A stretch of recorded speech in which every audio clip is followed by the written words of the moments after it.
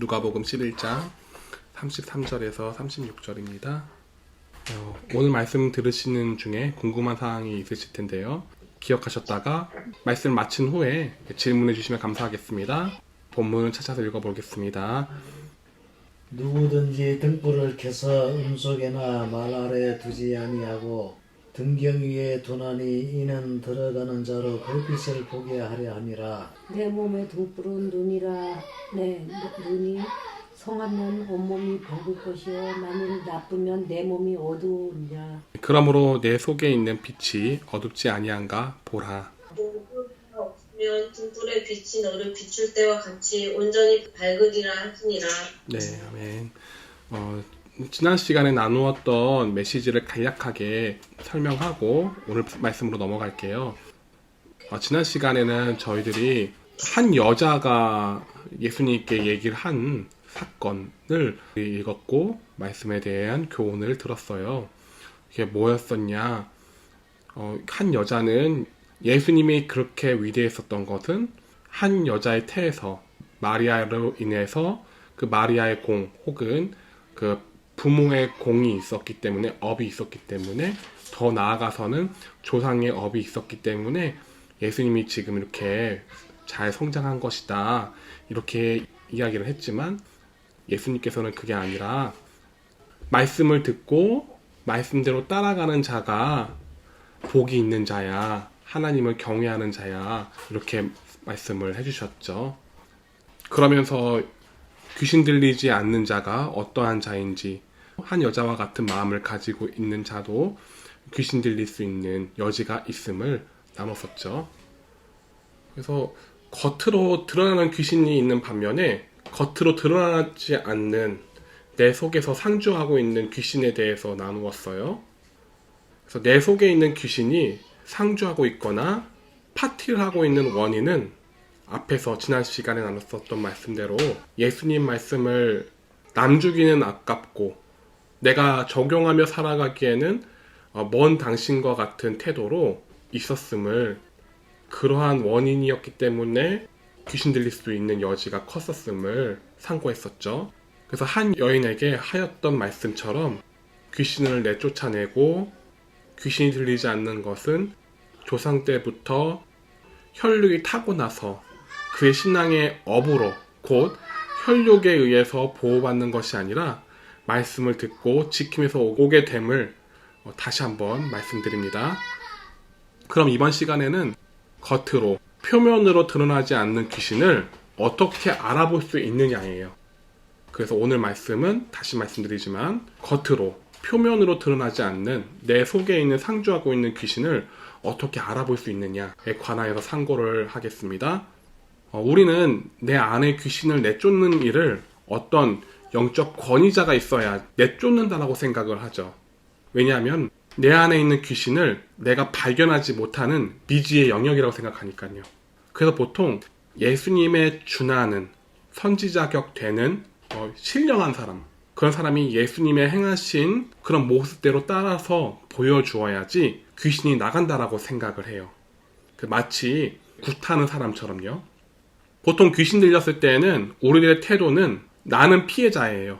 귀신이 나에게 왔으니까요. 그리고 귀신이 나의 마음과 생각에 쳐들어왔다라고 생각을 해요. 귀신이 들어왔을 때 원인으로는요, 부정한 장소에 내가 갔을 때 그렇게 생각하고요, 부정한 사람과 만났을 때 그때 내가 그래서 귀신이 왔구나 이렇게 우리는 생각을 하더라는 거죠. 귀신이 옮았다라고 생각을 하는 거예요. 부정한 데 가면 안 돼 이렇게 생각을 하더라는 거죠. 네. 그래서 왜냐 하냐면 내가 부정하지 않다라고 생각하기 때문이에요. 꼭 내가 피해자라고만 생각하기 때문이에요. 내가 귀신이 들어올 만한 여지에 마음이 있다는 걸 생각 안 하고 내가 부정하지 않다라고 생각만 하는 거예요. 그러니까 난 피해자인 거죠. 피해자라는 생각이 고정되다 보니까요, 피해 의식이 생겨나게 돼요. 그래서 귀신이 밖에서부터 왔다라고 생각한다는 거예요. 그러니 내가 접한 사람, 내가 접한 장소를 부정하게 보게 되는 거죠. 여기에서 오류는 내가 피해자라면 내 안에 귀신이나 마귀가 있다는 것을 감지해야 되는데 감지를 못한다는 게 문제예요. 피해자면서도 마귀가 오는 걸 감지 못해요. 이상한 거죠. 내가 죄인이기 때문에 내 스스로 감지를 못하는 거예요. 다시 말씀드리면 귀신이 내 안에 오게 되는 것은 내가 죄인이기 때문에 내 스스로 감지를 못하는 거예요. 그럼에도 사람들은 내가 죄인이라고 생각하지 않아요. 그래서 내가 막을 수 없는 어떤 존재가 나타나야 되고요. 그 존재를 막기 위해서는 영적 권위가 있는 사람을 세워서 의지를 해야 되는 거예요. 그러니까 모든 사람들이 마찬가지예요. 내가 죄인이라고 생각을 안 하게 되면요, 나에게서부터 오는 나의 마음에 침범하게 되는 귀신을 내쫓을 수 있는 어떤 권위자를 나는 기대게 된다는 거죠. 뭐 구판을 벌이다던가 아니면은 뭐 영험한 스님을 만나다던가 아니면은 성직자를 만난다던가, 모든 사람들이 다 그렇게 영적 권위자에 대해서 만나게 되더라는 거죠. 왜냐하면은 내가 피해자고, 그리고 귀신이 나에게 왔는지 나갔는지 모르니까요. 그러니 의지할 수밖에 없는 거예요. 그래서 어떤 사람들은 귀신이 들리지 않기 위해서는 그 영적 권위자가 말하는 대로 따라가요. 그 사람이 나에게 어떤 행동을 하든 나는 그 사람을 의지하고 따라가는 거예요. 마치 이 사람에게서 떠나면 내가 지옥을 가거나 마귀가 내 마음에서 점령하게 될 것이라는 그런 불안감 때문에 그 사람을 의존을 하더라는 거죠. 이게 모든 사람들이 공통분모예요. 예수님을 믿었어도 목사만을 의지하는 사람이 있어요. 말씀을 의지하는 것이 아니라 목사를 의지해서 목사가 하라는 대로 하고, 논리적이지도 않고 상식적이지도 않은 행동들을 그냥 목사만 믿고 하는 사람들이 있다라는 거죠. 또 반대로 점쟁이가 있죠. 점괘를 보고 하라는 대로 하는 사람이 또 있어요. 근데 그렇게 하는 행동이 논리적이진 않아요. 그럼에도 불구하고 그 사람이 영험한 사람이니까 내가 그냥 따라가는 거예요. 이와 같은 행동들은 어디서부터 왔느냐? 내가 죄인이 아니다. 내가 귀신을 불러들인 것이 아니라 나는 피해자다. 이러한 생각에서부터 온 거예요. 그러니까 어떤 사람들은 논리적이지 못하게 비상식적이게 구타하는 사람들을 따라가게 되고, 그대로 하라는 대로 하고, 심지어 정치판에서 어떤 이슈들이 있었죠. 살아있는 소의 그 껍질을 벗겨가지고 막 굿을 하거나 그러한 행동들을 하게 되더라는 거죠. 왜냐면은 그러니까 귀신이 나에게 오면 안 되는 거고, 어떤 불미스러운 일들이 일어나면 안 된다라고 그걸 막기 위해서 그런 비상식적인 행동을 하는 거죠. 근데 오늘 말씀에는 어떻게 말씀하고 있나요? 읽어보니까요, 누구든지 등불을 켜서 음속에나 말 아래에 두지 아니하고 등경 위에 두나니 이는 들어가는 자로 그 빛을 보게 하려 함이라. 내 몸의 등불은 눈이라. 네 눈을 성하면 온몸이 밝을 것이요 만일 나쁘면 네 몸도 어두우리라. 그러므로 무슨 말하고자 하는지 35절부터예요. 네 속에 있는 빛이 어둡지 아니한가 보라 라고 기록되어 있어요. 그렇다는 얘기는 볼 수 없다는 얘기인가요? 볼 수 있다는 얘기인가요? 네, 볼 수 있다는 얘기입니다. 그러면 내가 빛이 되는 말씀을 의지하고 귀신을 볼 수 있다는 얘기인가요? 볼 수 없다는 얘기인가요? 볼 수 있다는 얘기죠. 그러면 아까 전에 얘기했었던 사례들이 말씀에 비춰보았을 때는 잘못된 사례들이었다는 것, 잘못된 생각들이었다는 것을 알 수가 있죠. 내가 내 마음속에 등불이 있으니 볼 수 있다는 것이 되는데, 그럼 앞에서 설명한 사례와 적용해 볼 때 보통 사람이 생각하는 사례가 말씀과 틀린 부분이 많다는 것을 또 발견했어요. 미지의 영역이라 하더라도 말씀을 의지하면 귀신을 볼 수가 있다는 거죠. 원래 내 마음에 내 생각 밖에 없다고 생각한 내 마음에서 말씀의 빛으로 보여주시고 그 빛에서 이질적인 어떤 생각들이 나타나게 되더라는 거예요. 다시 말씀드리면요, 내가 빛을 기준을 두고 내 마음속에 뭔가를 보게 되면요, 그러면 내 마음속에서 반하게 되는 생각들이 나와요. 그리고 이건 내 생각이 아닌데 이건 어디서부터 온 거지? 라고 의문을 품고 있는 생각들이 나와요. 그런 생각들을 말씀을 기준으로 두게 되면은 구분이 되더라는 거죠. 내가 말씀을 사랑하고 말씀을 쫓아가는데 그럼에도 불구하고 반대가 되는 생각이 있으면은 그거는 마귀가 주는 생각인 거잖아요. 그러면 마귀가 주는 생각, 하나님께서 주시는 생각, 마음이 구분되더라는 거죠. 말씀을 기준으로 했을 때요. 34절에서 35절을 읽어볼게요. 내 몸의 등불은 눈이라. 내 눈이 성하면 온몸이 밝을 것이요 만일 나쁘면 내 몸도 어두우니라. 그러므로 내 속에 있는 빛이 어둡지 아니한가 보라. 네, 우린 육체의 등불은 눈이에요. 눈을 보고 그리고 내가 잘못된 행동을 했나, 실수를 했나, 올바른 행동을 했나 눈을 통해서 가늠할 수 있어요. 그쵸? 우리가 눈으로 내 몸이 더러운지 아닌지도 파악이 가능하죠. 다시 말씀드리면 눈을 통해서 내가 올바르게 행동하고 있는지 아니면 그릇된 실수를 하고 있는지를 가늠할 수가 있다는 얘기죠. 그러니 눈이 밝으면 내 몸이 밝게 되는 거예요. 내가 가는 길이 다 밝을 수가 있어요. 옳은 길로 가고자 하는 처신들을 하니까요. 반대로 눈이 아프면 우리 몸에 눈이 보이지가 않으니 몸이 어두움으로 가득 차게 되죠. 지금 가로등이 있어가지고 그렇지만 옛날 같은 경우는 가로등도 많이 없고 특히나 밤에 등불을 들고 갔을 때는 그 등불만 의지하고 가야 될 때가 있잖아요. 그때는 그 등불이 없으면은 앞을 보지 못하고 그리고 그릇된 길로 갈 수가 있잖아요. 그러니 눈이 아프면은 아무리 등불이 있어도 가는데 침침해가지고 가지 못하다라는 거죠. 그래서 내가 행동을 해도 보이지 않고 가늠이 안 되니까 이것이 실수인지 실수가 아닌지 또 가늠이 안 된다는 거죠. 그래서 내 몸이 어떠한지조차 알 수 없는 상태가 되죠. 눈이 어두우면요. 내가 뭘 부딪혔는지, 뭐에 다쳤는지 눈으로 보이지 않으니까 모르는 거죠. 마치 이와 같은 이치로 예수님이 말씀하신 거예요. 35절에 기록되기를 네 속에 있는 빛이 어둡지 아니한가 살펴보래요. 그렇다는 얘기는 우리 속에 빛이 있다는 얘기죠. 우리가 내 마음속에 어떤 것을 의지하고 분별한단 말이에요. 사리 분별을 한단 말이에요. 그래서 내 기준이 내 마음속에 있어서 이 마음속에 있는 기준을 통해서 세상을 보게 되는 거죠. 무엇이 옳고 무엇이 그른지를요. 근데 이 기준이 어두운 건지 밝은 건지 다시 한번 보래요. 확인해 보래요. 이 말씀을 내가 점검할 수 있다는 말씀이에요. 내가 내 마음속에 있는 빛이 있는데 이 빛이 진짜 말씀대로 따라가는 빛인지 아니면은 맞는 것 같은데 아닐 수 있잖아요. 그러니까 잘못된 길로 갈 수 있는 빛인지 다시 한번 점검해 보라는 말씀인 거예요. 내 마음에 어떤 기준으로 세상을 판단하고 내 마음을 보게 되는데 이 기준이 좋지 못한 기준인지 아니면 옳은 기준인지 다시금 점검해 보라는 거죠. 그래서 내 마음은 옳다, 틀리지 않다 라고 생각하게 된다면은 내 마음의 눈을 고치려고 할까요? 하지 않을까요? 하지 않겠죠. 믿는 사람들은 생각해 봐야 되는 것이 내가 예수님을 따라가는데 더 바른 길은 없을까? 말씀에 더 가까이 따라가는데 더 옳은 길은 없을까를 계속 생각해 봐야 한다는 거예요. 왜냐하면 내가 알고 있는 고정관념이 예수님께서 말씀하시는 것과 반대가 될 수도 있거든요. 앞에서 얘기했었던 사두개인 바리새인들이 예수님과 얘기를 했을 때 그들이 믿었던 빛이 있어요. 근데 그 빛과 예수님 말씀하신 것과 달랐었잖아요. 그 바리새인도 잘못된 신앙을 하고 싶은 사람이 아니에요.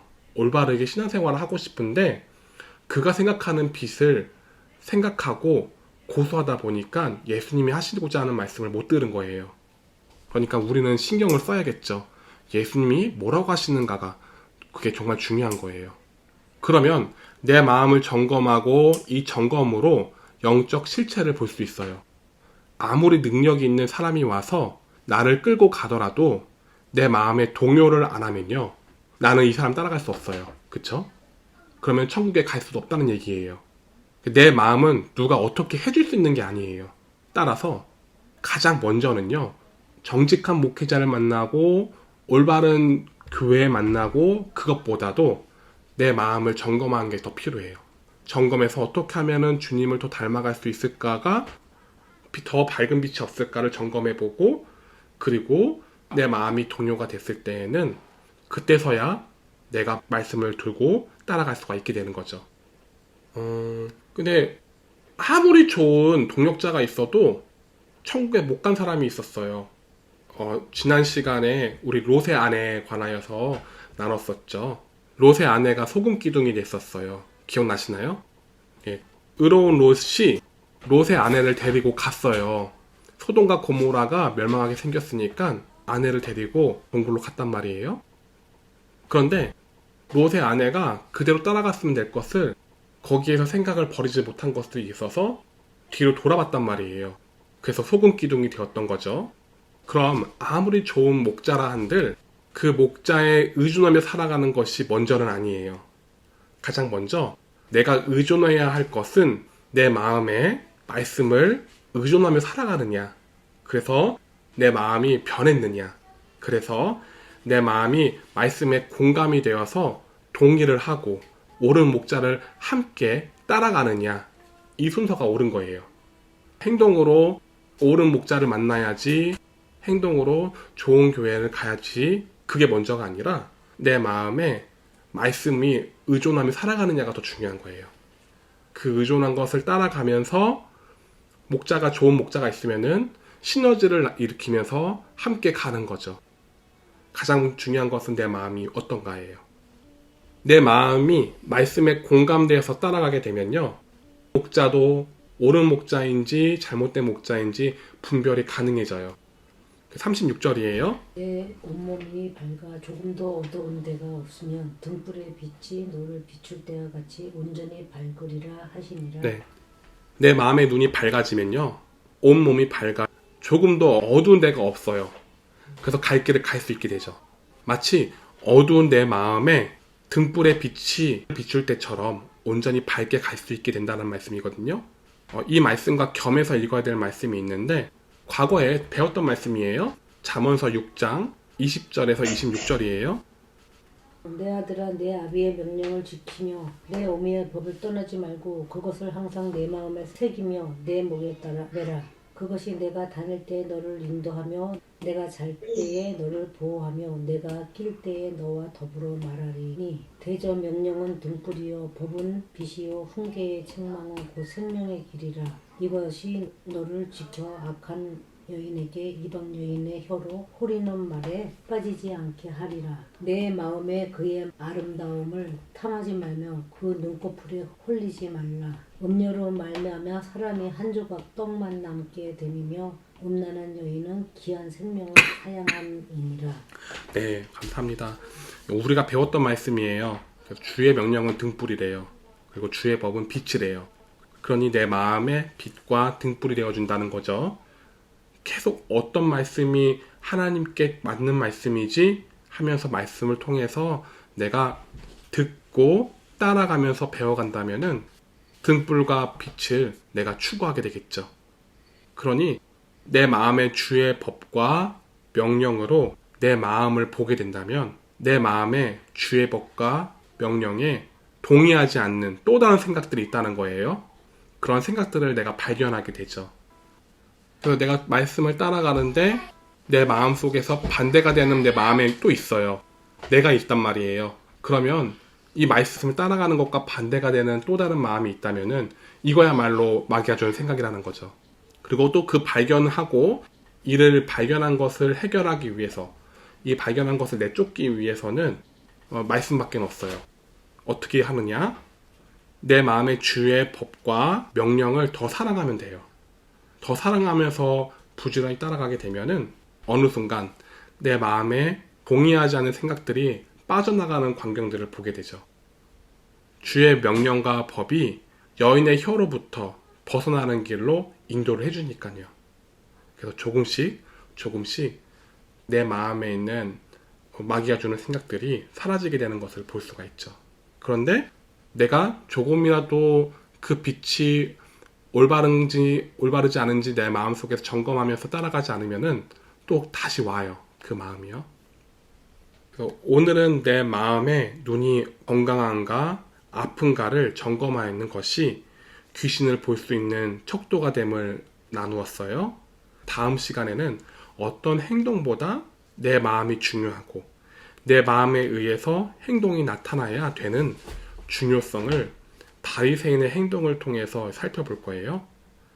내 마음에 순전하게 주의 법과 명령을 사랑하여 내 마음의 눈이 밝아져 귀신을 발견하고 그리고 쫓아낼 수 있는 그런 저와 여러분이 되기를 소망합니다. 네.